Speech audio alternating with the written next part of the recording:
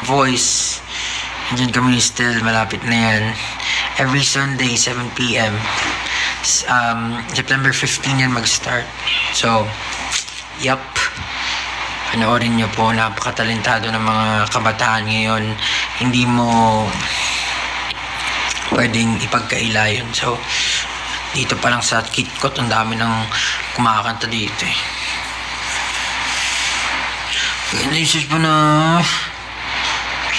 ako'y nandito lamang sa tabi mo, kahit kailan ay di kita iiwan.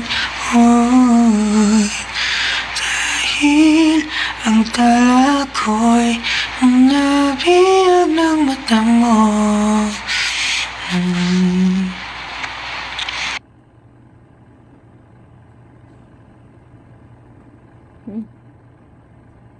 Pa ni Pablo sa darating na kompetisyon.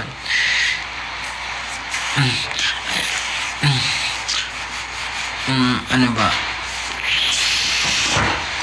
Tapos abangan nyo rin yung laon ha. Naku po.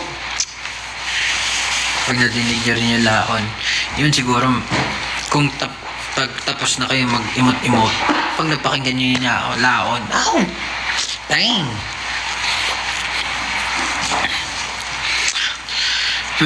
Kanta naman daw ako ng wala. Anong kakantay ko? Wala. Bahala ka dyan.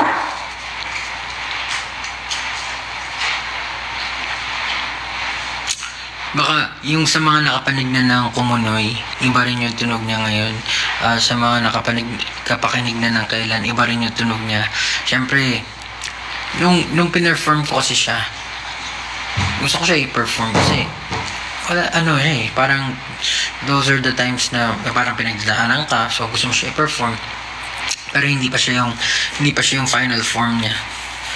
So ang dami naming revision, talagang from scratch ginawa namin siya. Even yung presyon, talagang yun, siyempre hindi pa naman siya narinig. Anong feeling?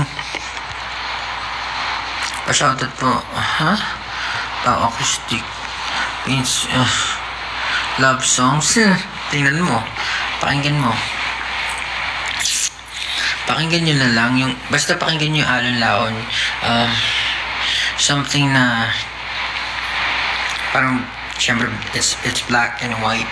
If you feel this today, listen to this. If you feel like this today, then listen to this.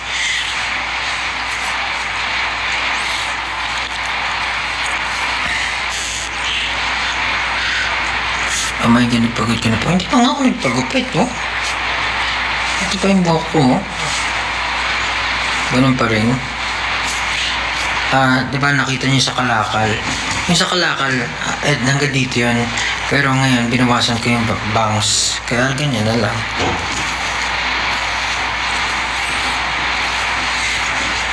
Hirap din kasi. Concept composition of songs. Concept before composition of songs. I think hindi ko masyadong naisip yung concept kasi yun nga katulad na sinabi ko, kapag gumagawa ka ng kanta, basically ang pinagugutan ko talaga ng inspiration, aside from the people around me, is yung sarili ko, kung ano yung gusto kong, parang diary siya. So parang nangyayari yung conceptualization. So, mayroon ng outline kasi kailangan mahalaga naman talaga yung outline para hindi sa yung oras pagdating sa kung paano mo siya bubuuin. Pero nabubuo lang siya kusa. Hindi siya ino-overthink na parang tama ba itong release ko? Ganun. Alam mo lang kasi yun yung na-film. Bakit lang ko pag yun, saan ka po ba? Ba't ang gusto mo yun? Ba't gano'n nawawala yung tanong? Saan ka po ang sponsorat ng mga kanta galing?